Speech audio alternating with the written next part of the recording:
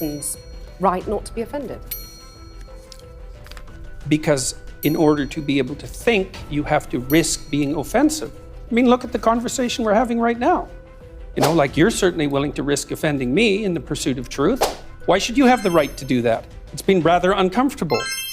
In order to be able to think, you have to risk being offensive. And that went viral. That made you very famous. Why do you think that sparked such a reaction?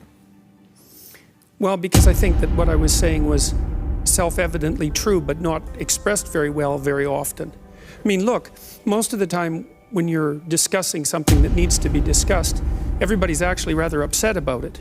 You know, if you're actually talking about something Sure. important, right? Because why talk otherwise, unless you're just shooting the breeze? But if there's an issue at hand that has to be discussed, then people are already upset and they have different viewpoints. And the offensiveness in some sense is built into that. And you know that because if you have a family, if you have a wife, if you have an intimate relationship, and you're discussing something that's difficult, the probability that you're not going to offend each other if you're actually having the conversation is zero. And so you don't have to think unless you have a problem. And if you have a problem, then when you think, you're going to offend people. And so what, are we not going to think? That seems like a bad idea. No,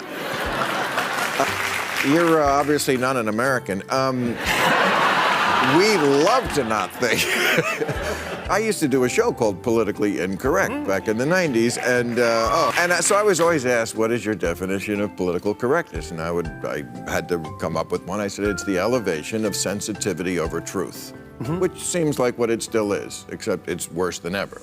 It's more like the elevation of moral posturing about sensitivity over truth. It's even worse. Where did it come from? How did we get to this place where we're so fragile, the safe space people? Oh, I think that you can pretty much blame it on the universities. I think that they've pursued, especially in the humanities and in the social sciences as well, they've pursued a policy of a radical leftist policy with an overlay of postmodernism, which kind of a literary criticism approach that's produced all of this. As far as I can tell, I think you can lay a lot of it at the feet of faculties like the faculties of education.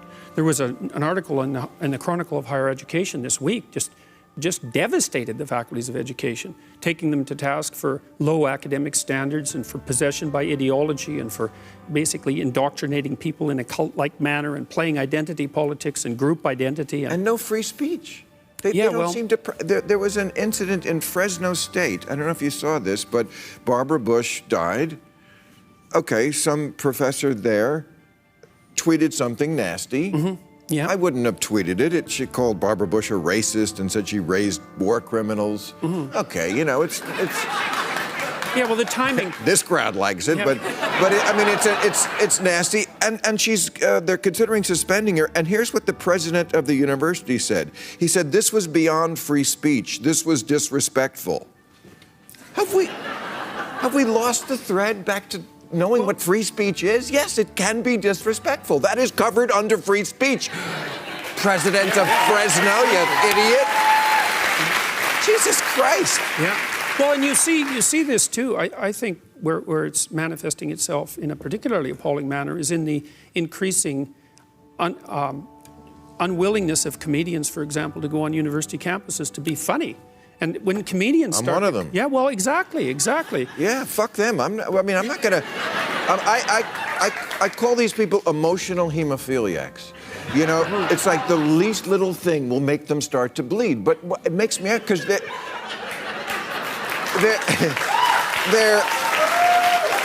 answer is not to go into a room full of sharp objects. The answer is to make all of us wear bubble wrap. Yeah, right. So nothing we ever do makes them have a moment of discomfort. Well, there's really also, very narcissistic. Well, there's also this idea that's promoted by the people who are protecting those who are easily offended, that the way to make people secure is to protect them from things that they don't want to encounter. And there isn't a clinician, like I'm a trained clinical psychologist, and there isn't a clinician in the country who's worth his or her salt that would ever make that claim.